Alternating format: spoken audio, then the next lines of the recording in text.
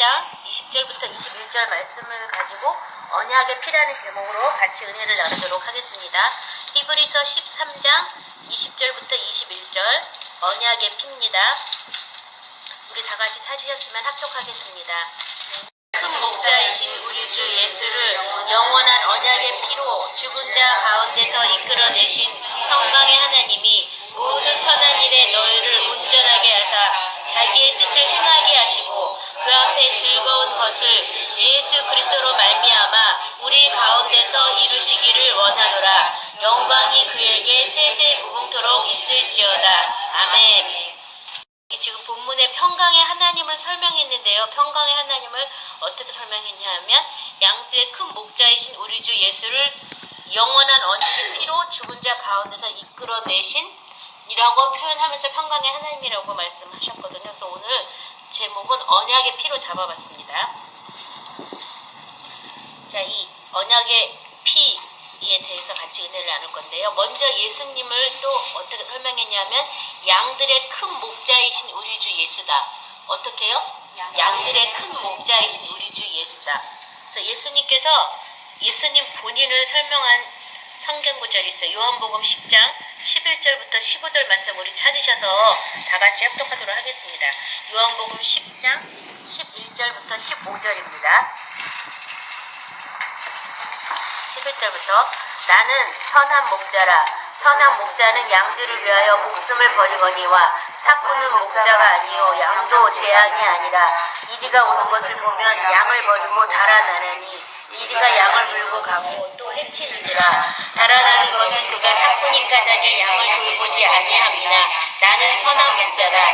나는 내 양을 알고 양도 나를 아는 것이 아버지께서 나를 아시고 내가 아버지를 아는 것 같이 나는 양을 위하여 목숨을 버리노라. 예수님 양의 큰 목자이신 예수님, 그 예수님은 본인이 나는 선한 목자다라고 얘기를 했는데 이 선한 목자라는 기준을 나는 내 양을 알고 양도 나를 안다라고 이렇게 얘기를 했어요. 그렇죠? 그래서 오늘날의 교회 안에서도 목자다라고 얘기를 많이 하는데 정말 양들을 잘 알고 있는지 저는 가끔 때때로 묻고 싶을 때가 있어요. 그렇죠? 예수님은 이렇게 양을 위해서 목숨까지도 버리시는 그런 선한 목자였다 이렇게 설명을 하시고 그 예수님이 어떻게 됐냐 하면 다시 그 예수 선한 목자이신 예수를 영원한 언약의 피로 죽은 자 가운데서 이끌어내신 평강의 하나님.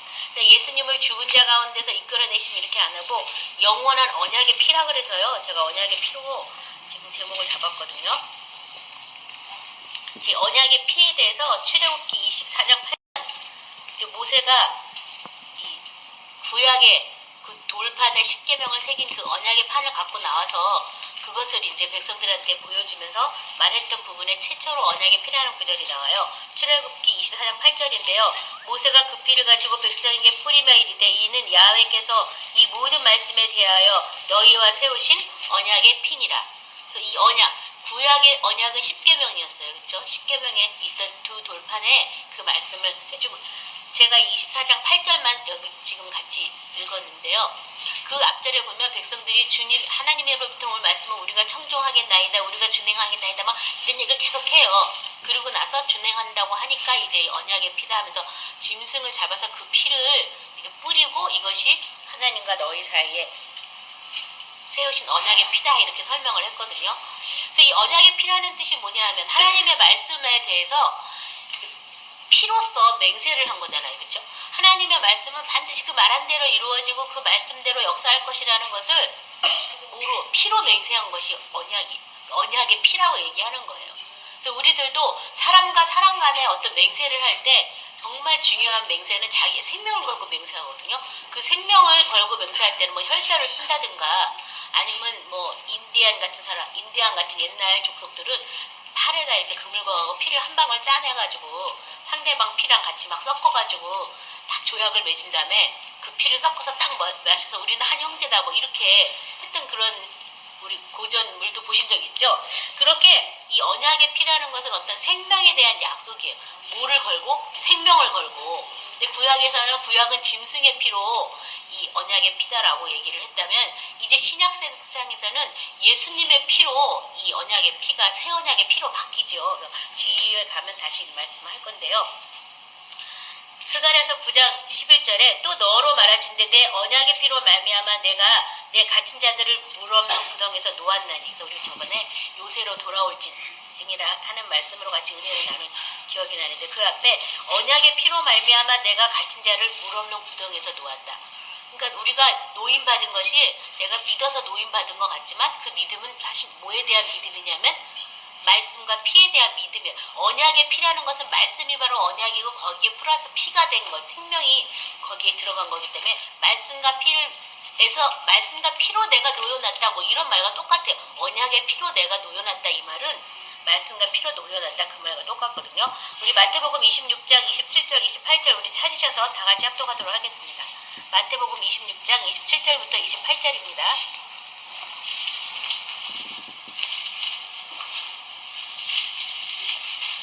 또 잔을 가지사 감사기도 하시고 그들에게 주시며 이르시되 너희가 다 이것을 마시라. 이것은 죄사함을 얻게 하려고 많은 사람을 위하여 흘리는 바 나의 피 곧 언약의 피니라.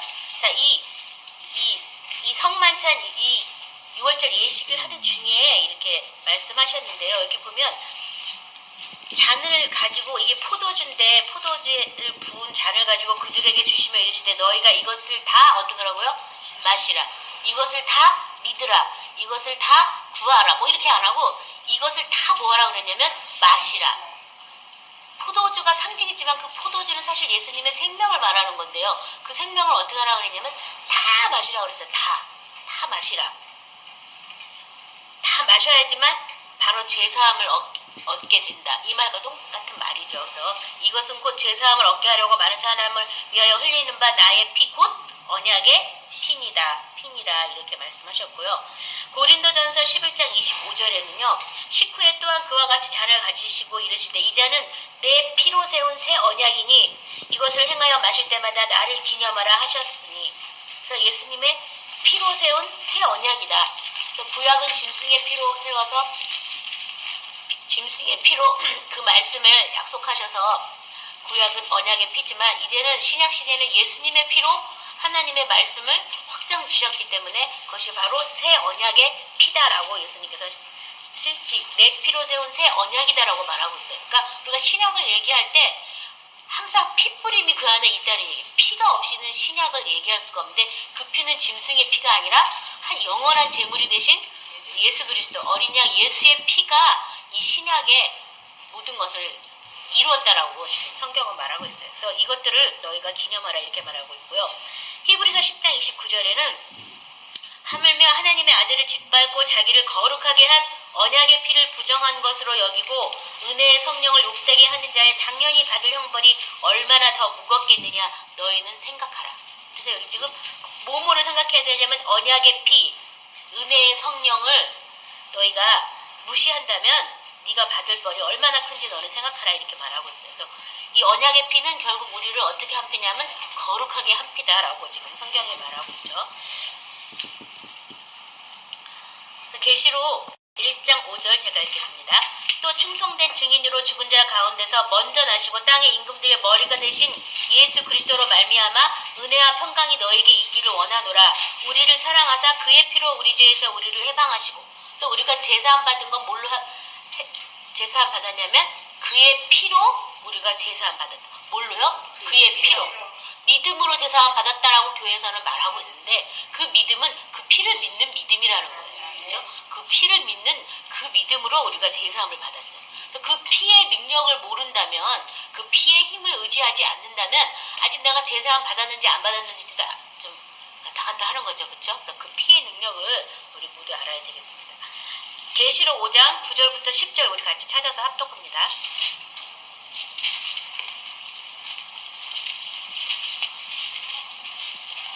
그들이 새 노래로 불러 이르되 두루마기를 가지시고 그 인봉을 떼기에 합당하시도다. 일찍이 죽음을 당하사 각 족속과 방언과 백성과 나라 가운데서 사람들을 피로 사서 하나님께 드리시고 그들로 우리 하나님 앞에서 나라와 제사장들을 삼으셨으니 그들이 땅에서 왕노릇하리로다 하더라. 여기 보면 새 노래를 부르는 그 택함 받은 영혼들에 대해서 나오고 있는데요. 이 사람들은 어떤 사람이라고 말하고 있냐면 각 족속 방언과 백성과 나라 가운데서 피로 사서 하나님께 드림받은 사람. 뭘로 사서요? 피로 사서. 누구의 피로요? 예수님의 피로. 그래서 예수님의 그 피의 값을 알아서 그 값이 지불돼서 속량을 받고 구속함을 받은 그 사람들이 이 새 노래, 새 언약을 가지고 새 노래를 부르는 그런 사람들이고, 그런 사람들이 바로 이 땅에서도 왕노릇하는 그런 사람들이다라고 말하고 있어요. 그래서 피로 사서 내가 하나님께 드림받은 사람이다. 그러니까 나를 예수님의 피로 값주고 사셔서 하나님의 자녀로 용도가 싹 변경된다는 거예요. 그러니까 사람들은 자기 생명을 믿고 자기 생명 안에서 하나님을 보려고 하는데 자기 생명 안에서는 하나님을 볼 수 없어요.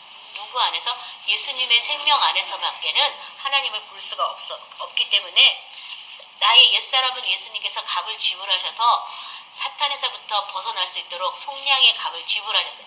그것을 피로 샀다라고 얘기하는 거예요. 그 다음에 피로 샀기 때문에 하나님의 생명이 예수님을 통해서 우리 안에 부어질 수가 있었던 거였죠. 그래서 그것을 믿으시기 바랍니다. 베드로전서 1장 2절은요. 곧 하나님 아버지의 미리 아심을 따라 성령이 거룩해 하심으로 순종함과 예수 그리스도의 피뿌림을 얻기 위하여 택하심을 받은 자들에게 편지하노니 은혜와 평강이 너희에게 더욱 많을지어다. 여기 보면 순종함과 예수 그리스도의 피뿌림을 얻기 위해서 택하심을 받은 자들이다. 그래서 우리가 하나님 말씀을 순종하려면 내 생명으로는 순종할 수가 없고 예수님의 생명으로 밖에는 순종이 안 되는데, 예수님의 생명으로 순종을 하려면 피뿌림이 필요하다는 거예요. 그래서 내가 하나님의 말씀을 인용하는데 잘 안 된다. 내가 사탄을 쫓아내고 병을 물리치려고 하는데 잘 안 된다. 뭐가 없어서 그런 거예요? 피를 주장하지 않아서 그런 거예요. 그렇죠? 그래서 피를 거기다 갖다 바르고 뿌리고 덮고, 말씀하고 피는 항상 한 짝이라는 걸 여러분 믿으시기 바랍니다. 그래서 언약의 피예요. 그래서 그 택하심을 받는 자들은 순종하기 위해서 택하심을 받는데, 그 순종하기 위해서는 예수 그리스도의 피뿌림이 필요하다. 여기 베드로전서 1장 18, 19절 우리 같이 합독합니다. 베드로전서 1장 18절, 19절. 너희가 알거니와 너희 조상이 물려준 헛된 행실에서 대속함을 받은 것은 음이나 금같이 없어질 것으로 된 것이 아니요 오직 흠없고 점없는 어린 양 같은 그리스도의 보배로운 피로 된 것이니라. 여기 보면 너희가 알거니와 너희 조상이 물려준 헛된 행실에서 대속함 받은 것을, 이것을 우리가 어떻게 해야 돼요? 알고 있어야 된다는 거예요. 내 조상으로부터 물려받은 헛된 행실. 이 개혁개정 이랬지만 옛날에는 망령된 행실이다 그랬죠. 조상의 모든 유전으로 내려온 망령된 행실이라고 그 전 성경은 나와 있는데요. 이 조상이 물려준 헛된 행실에서 내가 대속함 받았다는 것을 내가 알고 있어야 되는데, 무엇 때문에 대속함 받았냐면 어린 양 같은 보배로운 그리스도의 피 때문에 내가 거기서 대속함 받았다는 거예요. 그래서 많은 사람들이 자기 안에서 자기 부모의 모습을 보고 깜짝깜짝 놀랬죠. 그렇죠? 우리 부모의 좋은 모습을 보면 괜찮은데 우리 부모의 나쁜 모습을 보면 화가 나잖아요. 그렇죠? 내가 네 좋은 건 안다고 왜 나쁜 것만 닮았을까? 그럴 때 깜짝깜짝 놀랐는데, 그 모든 것에서 우리는 어떻게 되냐면 대속함 받았다는 걸 믿으시기 바랍니다. 그렇죠? 예수님이 나를 값주고 사실 때 내 조상으로부터 이미 다 끊어졌어요. 나의 모든 옛사람은 예수님과 같이 장사돼서 다 끊어졌어요. 그래서 우리 부모, 나를 낳아준 부모가 모자라도 부족해도 아무 상관없어요. 다 끊어졌으니까. 새로운 피조물로 하나님이 나의 친아버지가 되셨다는 걸 믿으시기 바랍니다. 이 헛된 행실에서 내가 깨끗하게 됐다는 걸 믿으시기 바랍니다. 그걸 믿지 않기 때문에 계속 헛된 행실을 계속 하는 거예요. 근데 그리스도의 피로 그 모든 헛된 행실에서 우리는 이미 깨끗하게 대속받은 것을 선포하시기 바랍니다. 자, 이 어린 양의 피가, 어린 양 같은 그리스도의 보배로운 피로 이 조상의 모든 그런 헛된 행실에서 우리가 대속함을 받았다, 속죄함을 받았다라고 얘기하고 있는데요. 그 어린 양 같은 피가 이제 계시록에는 어린 양의 피로 나오죠. 다 아시는 말씀이니까 내가 그냥 한 번씩 읽을게요. 계시록 7장 14절. 내가 말하기여 내 주여 당신이 아시나이다 하니 그가 나에게 이르되 이는 큰 환난에서 나오는 자들인데 어린 양의 피에 그 옷을 씻어 희게 하였느니라. 계시록 12장 11절은요. 또 또 우리 형제들이 어린 양의 피와 자기들이 증언하는 말씀으로 그를 이기었나니 그들은 죽기까지 자기 생명을 아끼지 아니하였도다. 그래서 이제 내 생명이 아닌 어린 양 예수의 생명 안에서 살려고 그 말씀과 그 피를 계속 증언하는 그런 사람들이 결국은 사탄도 이기고 하나님 나라의 제사장으로 또 하나님의 어떤 의와 은혜의 직분을 넘치게 받은 새 언약의 일꾼으로 하나님이 사용하신다라고 이 성경은 기록하고 있습니다. 그래서 어린 양의 피에 그 옷을 희게 씻었다.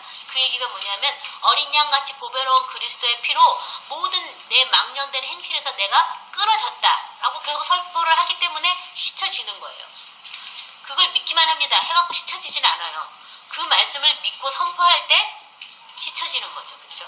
조상의 모든 망령된 행실에서 나는 대속함을 받았다. 그 말씀을 여러분이 선포하시면서 어린 양의 피로 계속 씻으심을 받으시기 바랍니다.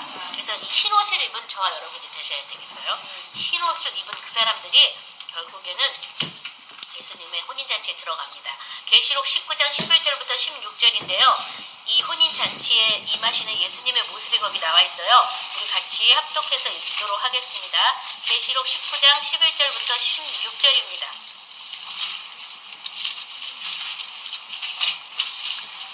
또 내가 하늘이 열린 곳을 보니 보라 백마와 그것을 탄 자가 있으니 그 이름은 충신과 진실이라. 그가 공의로 심판하며 싸우더라. 그 눈은 불꽃 같고 그 머리에는 많은 관들이 있고 또 이름 쓴 것 하나가 있으니 자기밖에 아는 자가 없고 또 그가 피 뿌린 옷을 입었는데 그 이름은 하나님의 말씀이라 칭하더라. 하늘에 있는 군대들이 희고 깨끗한 세마포 옷을 입고 백마를 타고 그를 따르더라. 그의 입에서 예리한 검이 나오니 그것으로 망원을 치겠고 친히 그들을 철장으로 다스리며 또 친히 하나님의 옷 전능하신 이에 맹렬한 진노의 포도주를 밟겠고 그 옷과 다리에 이름이 쓴 것이 있으니 만왕의 왕이요 만주의 주라 하였더라. 그래서 예수님이 지상 강림하실 때의 모습이 여기 지금 나와 있는데요. 여기 보면 예수님이 어떤 옷을 입고 있어요? 피 뿌린 옷을 입고 있었는데 그 이름이 곧 하나님의 말씀이다. 그래서 언약의 피예요. 말씀인데 피 뿌린 옷을 입고 예수님이 말씀이었는데 피 뿌린 옷을 입고 내려오죠. 그래서 그 피 뿌린 옷이 사실은 피가 뿌려졌으니까 빨간 옷인데 이 성경에서는 깨끗한 세마포옷이다라고 얘기하는 거예요. 죄가 다 그 피로 씻어지고 가려지고 덮어지고 도말돼서 깨끗한 옷, 희고 깨끗한 세마포옷이다라고 얘기하고 있어요. 그래서 이 말씀하고 피는 뗄래야 뗄 수가 없다. 예수님도 말씀이신데 말씀이신 그분이 육신으로 왔다가 다시 하늘 보좌에 올라가서 다시 말씀으로 이 땅에 내려올 때도 예수님조차도 피 뿌린 옷을 입고 있는데 하물며 저와 여러분이 이 피 뿌린 옷을 입고 있어야 되잖아요. 그렇죠? 그래서 말씀을 순종하지 않기 때문에 피 뿌림이 일어나지 않는다는 걸 여러분이 깨달으셔야지 돼요. 순종하려고 할 때 순종하지 못하기 때문에 계속 그 피를 주장하는 거예요. 나를 피로 사신 예수님의 피, 나의 모든 죄를 대속하신 어린 양의 피, 자꾸 피를 주장하다 보면 우리가 순종하는 예수님의 생명 안으로 들어가게 됩니다. 이사야 54장 9절부터 15절인데요. 제가 읽을 테니까 잘 들어보세요.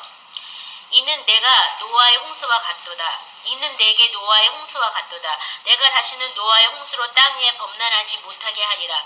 맹세한 것 같이 내가 내게 노하지 아니하며 너를 책망하지 아니하기로 맹세하였노니 산들이 떠나며 언덕들은 옮겨질지라도 나의 자비는 내게서 떠나지 아니하며 나의 화평의 언약은 흔들리지 아니하리라. 너를 긍휼히 여기시는 야훼께서 말씀하셨느니라. 너 공고하며 강풍에 요동하며 안위를 받지 못한 자여 보라. 내가 화려한 채색으로 내 돌 사이에 더하며 청옥으로 내 기초를 쌓으며 홍보석으로 내 성벽을 지으며 성류석으로 내 성문을 만들고 내 지경을 다 보석으로 꾸밀 것이며 내 모든 자녀는 야훼의 교훈을 받을 것이니 내 자녀에게는 큰 평안이 있을 것이며 너는 공의로 설 것이며 학다가 내게서 멀어질 것인즉 내가 두려워하지 아니할 것이며 공포도 내게 가까이 하지 못할 것이라. 보라 그들이 분쟁을 일으킬지라도 나로 말미암지 아니한 것이니 누구든지 너와 분쟁을 일으키는 자는 너로 말미암아 패망하리라. 뭐냐면 하나님은요 이 어린 양 예수의 피로 하나님과 우리 안에 화평의 언약을 맺으셨어요. 예수의 피로 화평의 언약을 맺었어요. 나의 화평의 언약이다 라고 했는데 그 언약은 흔들리지 않을 것이다 라고 말씀하셨어요. 그 언약을 예수님의 피로써 또 우리에게 맹세한 것이죠. 그래서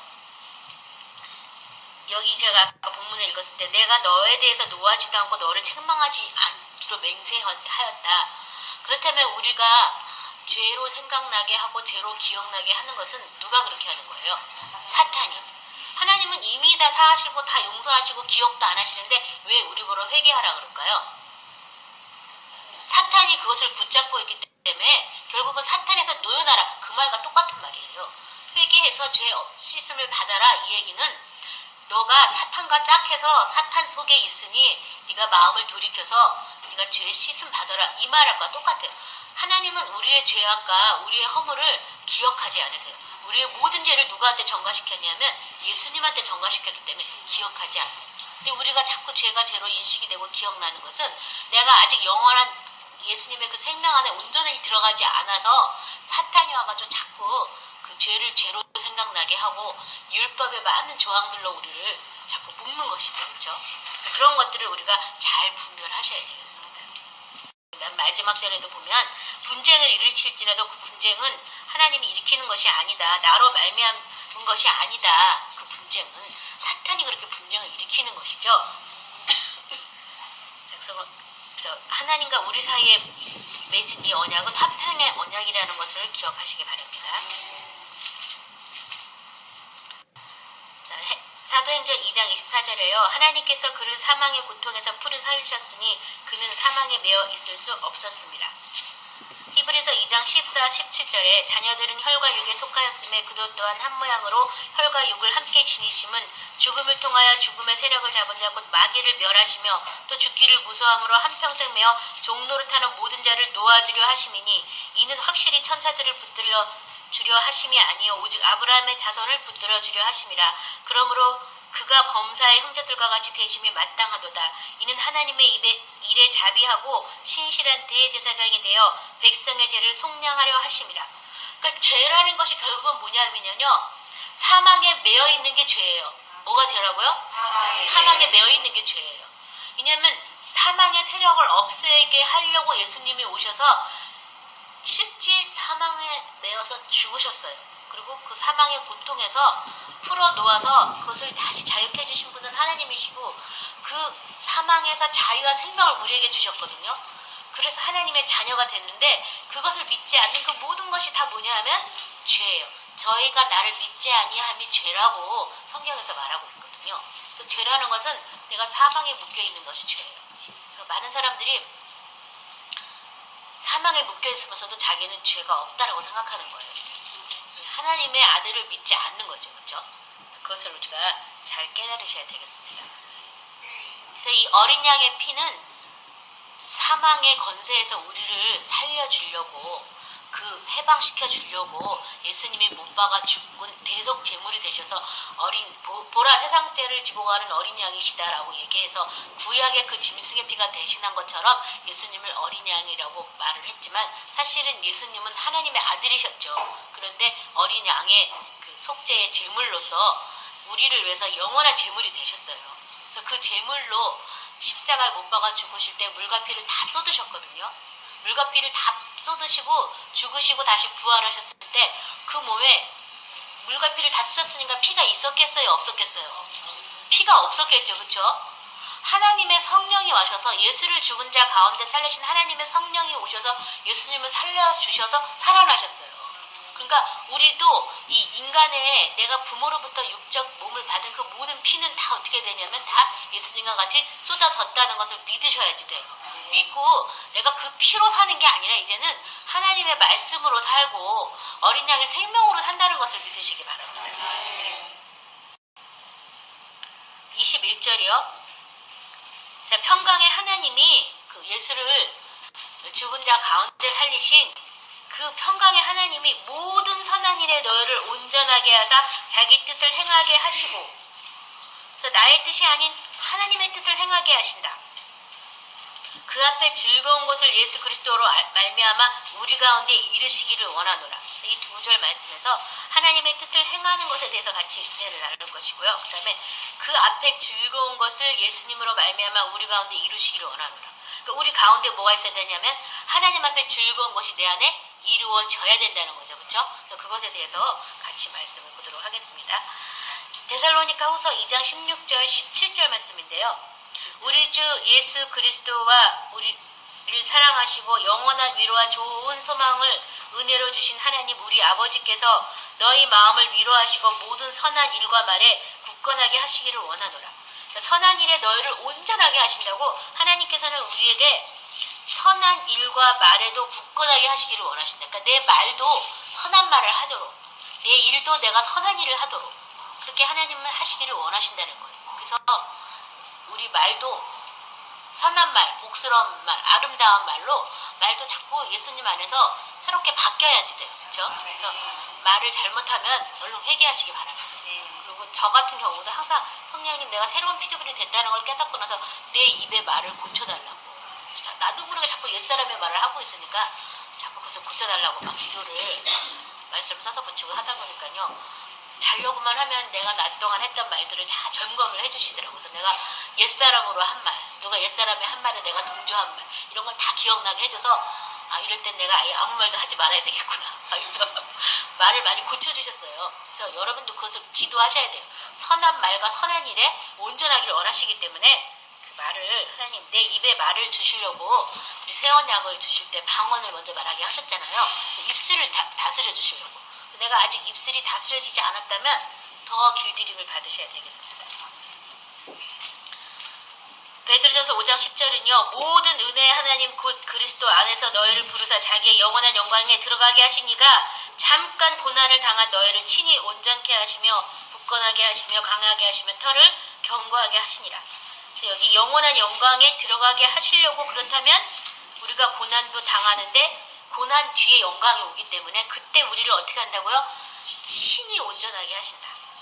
친히 굳건하게 하신다. 친히 강하게 하신다. 친히 털을 견고하게 하신다. 그래서 의인은 고난이 많다고. 내가 하나님 말씀대로 행하려고 그러면 고난은 따라오게 돼 있어요. 고난을 받을 때 낙심하지 마시기 바랍니다. 오히려 기뻐하고 즐거워하라고.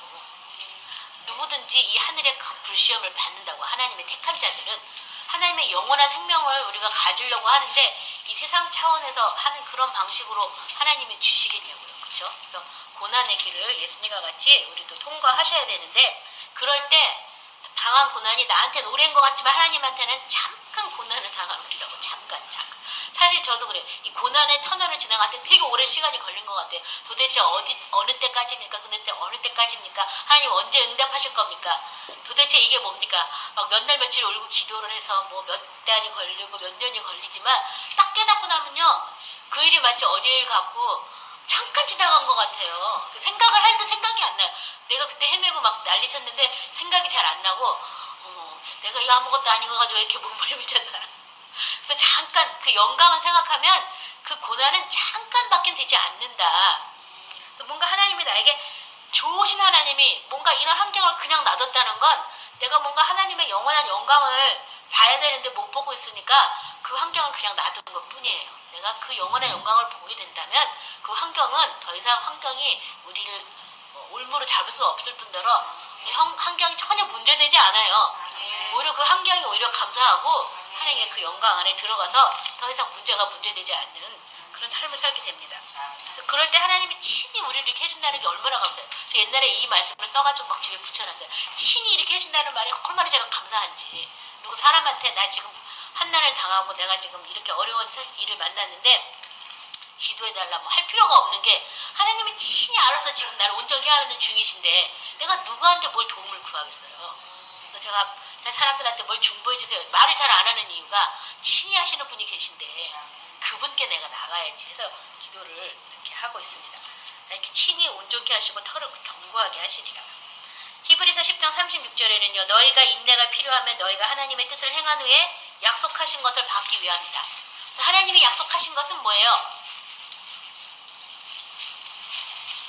하나님이 약속하신 것. 영원한 생명이죠. 그렇죠? 이 말씀을 우리가 행할 때 인내가 필요한 것은 영원한 생명을 볼 때까지 그 말씀 안에 우리가 머물러 있어야 돼요. 막 사람들이 이 말씀을 행할 때 나의 유익을 위해서 행하는 사람들 말이에요. 저도 처음엔 그렇게 했어요.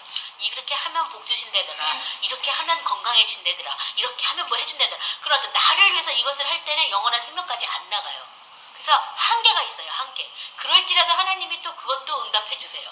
그렇지만 그게 다가 아니기 때문에 그 다음에는 동일한 말씀으로 해도 안 되는 거예요. 맨 처음에는 병을 순전히 낫고 싶은 마음에 저가 채찍 맞으러 내가 남을 입었다라고 내가 선포만 해도 그 병이 물러가고 떠나가요. 근데 그게 계속 평생 그렇게는 안 된다는 거예요. 어느 정도 되면 그 말씀을 해도 약효가 안 먹히는 거예요. 왜냐하면 그게 다가 아니라 그 말씀 안에는 하나님의 영원한 생명을 보게 하는 게 하나님의 뜻이거든요. 그 생명은 우리가 의에 대해서 죽고 죄에 대해서 죽고 의에 대해서 살 때 온전한 치료가 일어난다는 걸 가르쳐 주려고 그러는데 아직 의에 대해서 내가 살지도 않고 죄에 대해서 죽지도 않고 계속 그 말 막 내 생명으로 막 앵무새처럼 옹알옹알 한다면 언제까지 나를 초보해 두실 수는 없잖아요. 그래서 이제 어느 정도 시점이 지나가면 더 이상 그런 기도가 안 되는 거예요. 그럼 뭔가 그땐 됐는데 왜 안 됐는가 우리가 조금 좀 이렇게 마음이 방황할 때도 있지만 더 나은 영원한 생명에 들어가게 하려고 이 약속한 것을 우리한테 이루게 해주시려고 때로는 시간이 걸리는 것들도 있어요. 그래서 감사하시기 바랍니다. 그래서 빌립보서 2장 13, 14절은요. 너희 안에서 행하시는 이는 하나님이시니 자기의 기쁘신 뜻을 위하여 너희에게 소원을 두고 행하게 하시나니 모든 일을 원망과 시비가 없이 하라. 그래서 우리 안에 행하시는 이는 하나님이시고 하나님의 소원을 두고 행하게 하신다. 그러니까 내가 내 뜻을 행하기 때문에 화가 나는 거예요. 왜냐면 내가 책임져야 되고 내가 뭘 설계해야 되고 내가 뭐 그 일을 갖다 어떻게 해야 될지 막 연구해야 되는데 그대로 안 되고 장벽을 만나고 일이 슬슬 안 풀어지면 화가 나는 거. 그거 전부 내 뜻이에요. 근데 주님의 뜻 가운데 내가 산다면 화가 안 나요. 안 돼도. 왜냐면 안 되는 것도 하나님의 뜻일 거니까 뭔가 하나님이 지금 이 상황에서 오늘 왜 이렇게 자꾸 떨어지나? 죄송합니다. 이 상황에서 안 되는 그것이 더 좋을 수도 있으면 안 될 수도 있거든요. 그러니까 하나님의 뜻을 행한다 하면 그냥 항상 마음에 평강과 기쁨이 있어요. 그래서 내가 이것이 하나님께로부터 온 뜻인지 이게 사탄으로 온 뜻인지 여러분이 분별하신다면 아무리 내가 말씀을 갖고 있더라도 내가 막 그 말씀을 갖고 있는데 막 화가 나고 열이 난다면 이건 전부 내 뜻이에요. 그거는 무시하시기 바랍니다. 하나님의 뜻을 여러분 구하시기 바랍니다. 그래서 하나님 내 지금 상황이 이런데 내가 지금 무슨 말씀 안에서 하나님의 영광을 보리까? 하나님 나한테 제일 먼저 원하는 것은 문제를 해결하는 것보다는 하나님의 그 영광을 보기 위해서 나에게 말씀을 보내주십시오. 그 기도를 여러분 제일 첫 번째 해야 되는 거예요. 나에게 말씀을 보내주시옵소서. 그리고 말씀을 보내줬다면 그 말씀을 내가 계속 행하면서 인내하시는 거예요. 하나님의 영원한 생명이 나타날 때까지. 그렇다면 원망과 시비가 없게 됩니다. 자, 로마서 이 지난주에도 읽었단 말이니까 제가 그냥 혼자 읽겠습니다. 깊도다 하나님의 지혜와 지식이 풍성하며 그의 판단은 헤아리지 못할 것이며 그의 길을 찾지 못할 것이로다. 누가 주의 마음을 알았느냐? 누가 그의 모사가 되었느냐? 누가 주께 먼저 들어서 갚으심을 받겠느냐? 이는 만물이 주에게서 나오고 주로 말미암고 주께로 돌아갑니다. 그에게 영광이 세세히 있을지어다. 아멘. 그래서 결국은 모든 만물이 하나님께로 나와서 예수님을 통해서 살다가 예수님께로 다시 돌아가는 거예요. 그래서 만물이 주에게서 나오고 주로 말미암고 주에게로 돌아가는 것이 이 세상에 정해진 이치예요. 이치. 그렇죠? 그래서 내가 예수 안에서 내가 예수님으로부터 나왔다는 걸 깨닫는 그런 믿음이 있는가 하면 내가 예수님과 더불어서 사는 주로 말미암는 그런 시간도 있다면 난 또 주님께 돌아가는 그런 시간도 있겠죠. 그렇죠? 그래서 그런 어떤 것들을 우리가 막 자꾸 거부하려고 하니까 인생이 어렵고 꼬이는 거예요. 그냥 순종하면 어려운 일이 없어요. 하나님이 우리에게 그렇게 무거운 짐을 주시는 분이 아니잖아요. 우리 짐까지도 다 맡기라고 하신 분이 우리한테 뭔 짐을 주겠어요. 그렇죠? 내가 순종하지 않는 그것이 바로 나의 짐이고 내가 순종하지 않는 그것이 바로 사탄이 나에게 씌워준 몽예예요. 그래서 여러분이 순종할 때 그 짐과 그 명예가 다 이렇게 풀리고 가벼워지는 줄 믿으시기 바랍니다. 주님께 돌아가시는 거예요. 인생이 결국은 주께 돌아가는 거예요. 생명이 주께 돌아가는 것이고 주를 통해서 살다가 주님을 다시 돌아가는 거예요. 그래서 주님 내가 이 일에 어떻게 할까요? 내가 주인할 때는 내가 막 이렇게 할 거니까 주님 이렇게 해주시고 저렇게 해주시고 막 해달라고 하는데 주님이 아무 데나 말하면 막 화가 불끈불끈 나는 것이고 주께로 내가 돌아가서 주님 이 일을 어떻게 할까요? 그러면 이렇게 해라. 그러면 그렇게만 하는 거예요. 그 일을 했는데 반응이 나쁘든 좋든 그건 나하고 아무 상관이 없는 거예요. 주님이 하는 대로 난 한 것까지 그리고 나서 아무 사인 없으면 그냥 또 이렇게 노는 거예요. 즐겁고 기뻐하고 찬양하면서 또 있다가 하나님 또 어떻게 할까요? 그럼 또 이렇게. 근데 그런 것 같아요. 제가 우리 애를 키우면서 깨달은 건데요. 우리 애가 하도 울고불고 하고 나를 엄마로서 어떻게 키워야 될지도 몰라가지고 아주 어렸을 때 애를 하나님께 다 맡겨버렸어요. 내가 도대체 얘를 못 길러먹겨가지고 하나님 나 얘 못 기릅니다. 하나님이 다 맡아주세요. 다 맡았어요. 맡겼어요. 맡기고 나니까 내가 할 게 하나도 없더라고요. 하나도 없으니까 내가 뭘 해야 될지가 보이는 거예요. 그래서 본 것이 성경이 마땅히 행할 길을 아이에게 가르치라. 이게 보이더라고요. 그래서 내가 행할 길만 가르치면 되는구나. 그러니까 어떠한 삶을 살 때 집이 부도가 나는 경우도 있고 아파서 병원에 입원할 때가 있고 사람의 때가 다 있잖아요. 그런 인생의 때에 내가 어떻게 행할 길을 얘들한테 보여주는 게 하나님이 나한테 부모로서의 역할이구나. 그래서 제가 그때부터 그런 인생의 때를 만날 때 나 혼자만 결정해야 될 것이 아니라 우리 애들도 다 보고 있기 때문에 내가 하나님 말씀 안에서 어찌하든 그것을 행해서 내가 은혜로이 그 길을 가려고 몸부림치고 기도를 많이 했어요. 그래서 그 말씀 안에서 항상 이렇게 돌아가도록. 근데 지금 생각해도 참 그것이 하나님이 주신 은혜였고 탁월한 선택이었던 것 같아요. 우리 아이들도 이 다음에 커서 또 똑같은 부모의 삶을 살 텐데 그 아이들도 역시 또 기도하면서 하나님께 맡기면 그렇게 되겠죠. 마찬가지예요. 우리 생명도 하나님께 다 맡겨버리고 나면 내가 할 게 없어요. 할 게 없으면 뭘 해야 될까? 하나님이 시킨 게 뭘까를 생각하게 되는 거죠. 그래서 구약에서는 구약의 언약을 주셨다면, 십계명의 언약을 주셨다면, 신약에서는 새 언약을 주셨잖아요. 새 언약은 뭐예요? 내가 너희를 사랑한 것처럼 서로 사랑하라. 사랑만 하면 된다는데 뭐 그게 어려워요?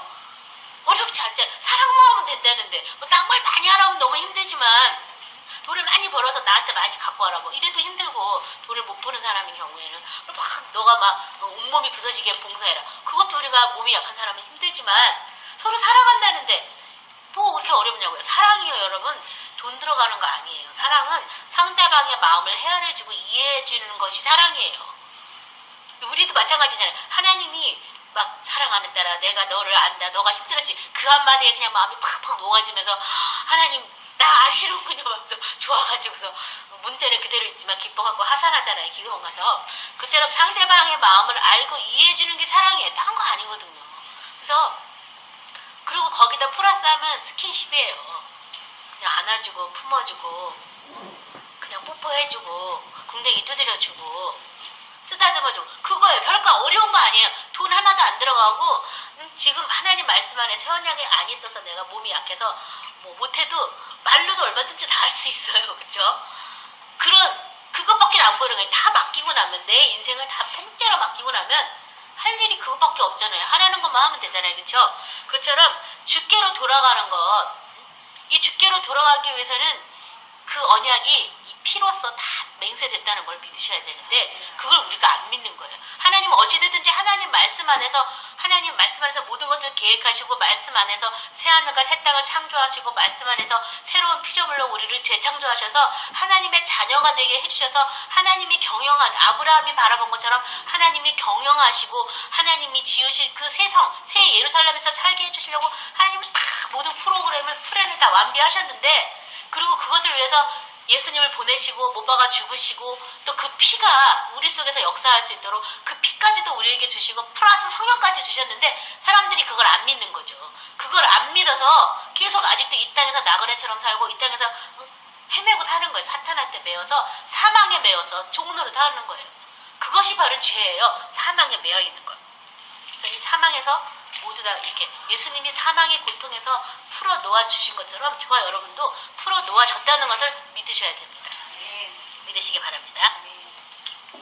계시록 5장 12, 13절인데요. 큰 음성으로 이르되 죽음을 당하신 어린 양은 능력과 부와 지혜와 힘과 존귀와 영광과 찬송을 받으시기에 합당하도다 하더라. 내가 또 들으니 하늘 위에와 땅 위에와 땅 아래와 바다 위에와 또 그 가운데 모든 피조물들이 이르되 보좌에 앉으신 이와 어린 양에게 찬송과 존귀와 영광과 권능을 세세토록 돌릴지어다 하니 결국은 우리가 하나님께로 주께로 돌아가서 주께 영광을 돌리는데 누구에게 돌리냐 하면 계시록에 보면 어린 양에게 보좌에 앉으신 이와 어린 양에게 찬송과 존귀와 영광과 권능을 세세토록 돌릴지어다. 그래서 저와 여러분이 부를 찬양이 바로 이 찬양이에요. 보좌에 앉으신 하나님과 어린 양에게 찬송, 존귀, 영광, 권능을 계속 찬양하는 거죠. 하나님의 그 영광을, 하나님의 그 권능을, 하나님의 그 존귀함을 해서 찬양하고 노래하는 것.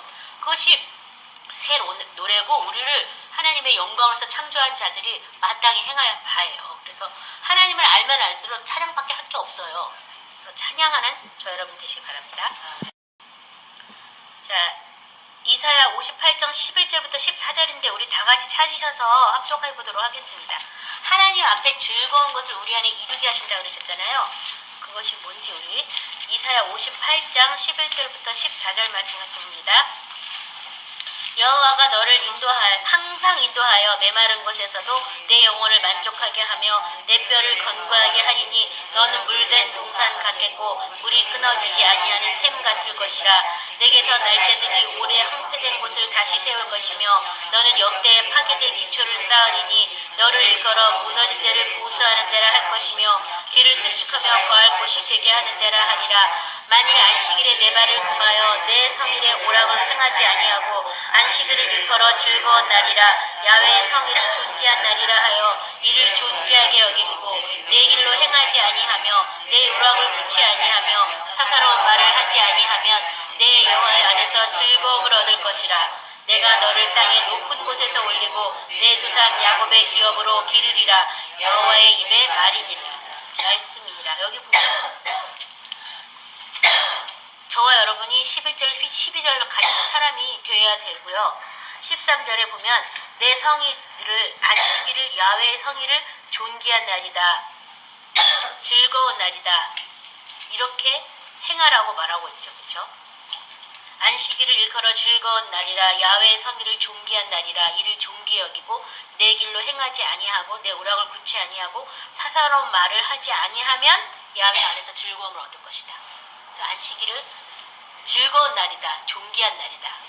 그렇게 생각하고 그렇게 행하고 사사로운 말을 하지 않으면 하나님 안에서 즐거움을 얻을 것이다. 그래서 하나님께서는 태초에 아담이 만들어지고 바로 안식했잖아요. 그렇죠?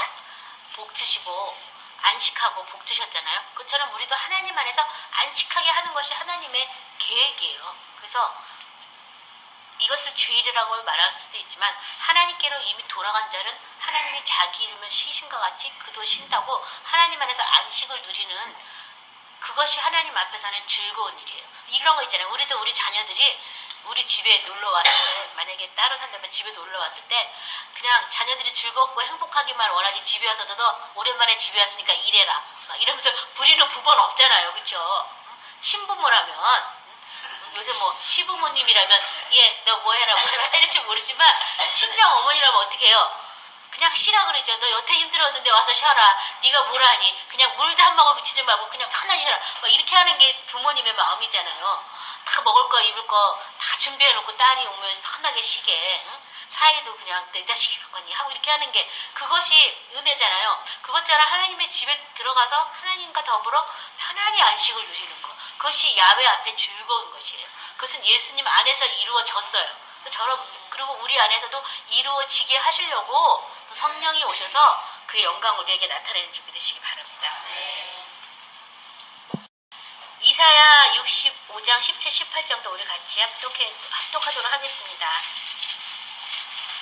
이사야 65장 17, 18절 보라 내가 새 하늘과 새 땅을 창조하나니 이전 것은 기억되거나 마음에 생각나지 아니할 것이라. 너희는 내가 창조한 것으로 말미암아 영원히 기뻐하며 즐거워할지니라. 보라 내가 예루살렘을 즐거운 성으로 창조하며 그 백성을 기쁨으로 삼고. 여기까지 보면 여기 보면 새 예루살렘을 뭘로 창조했어요? 즐거운 성으로 창조하고 그 백성을 기쁨으로 삼고. 새 예루살렘은 즐거운 성이다. 즐거운 성. 그래서 내가 새 언약 가운데 들어가서 내가 새로운 피조물로 새 하늘과 새 땅에 산다면 나는 새 예루살렘 성에 즐거운 마음으로 즐겁게 살아야 된다. 기쁘게요.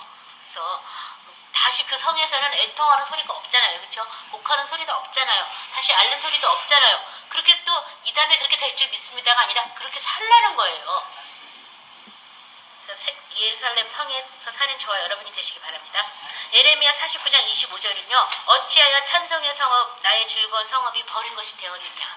이렇게 또 애통하는 그런 성경 구절도 있습니다. 즐거운 성읍이 되셔야 되겠습니다. 시편 27편 4절 6절을 마지막 말씀으로 나누도록 하겠습니다. 내가 야훼께 바라는 한 가지 일 그것을 구하리니 곧 내가 평생에 야훼의 집에 살면서 야훼의 아름다움을 바라보며 그의 성전에서 사모하는 그것이다. 야훼께서 한낱날에 나를 그의 초막 속에 비밀히 지키시고 그의 장막 은밀한 곳에 나를 숨기시며 높은 바위에 두시리로다. 이제 내 머리가 나를 둘러싼 내 원수 위에 들리리니 내가 그의 장막에서 즐거운 제사를 드리겠고 노래하며 야훼를 찬송하리로다. 그래서 하나님의 집에서 즐거운 제사를 드리고 하나님을 찬송하는 것, 그것이 주께로 돌아간 것이에요. 그래서 하나님께서는 이 평강의 하나님, 그 예수를 죽은 자 가운데 살리시고 그 부활하신 그 예수님의 생명을 우리에게 주시는 그 하나님, 그 평강의 하나님은 우리 안에서 선한 일을 온전하게 하시고 그 선한 일을 예수님을 뜻을 쫓아서 행하게 하시고요. 또 더불어 하나님 앞에 있는 즐거운 것을 예수님 안에서 우리 안에 이루어지기를 원하고 계세요. 그리고 그것을 맹세하셨어요. 보증하셨어요. 그래서 그 말씀을 언약하셨어요. 그리고 피로, 예수님의 피로 우리에게 생명을 걸고 맹세하셨어요. 맹세하셨으니까 우리는 그리 돌아가셔야 되겠어요. 그래서 여러분이 항상 말씀을 선포하실 때 모두 같이 선포해야 된다고요? 피도 같이 선포해야 돼요. 언약의 피. 말씀과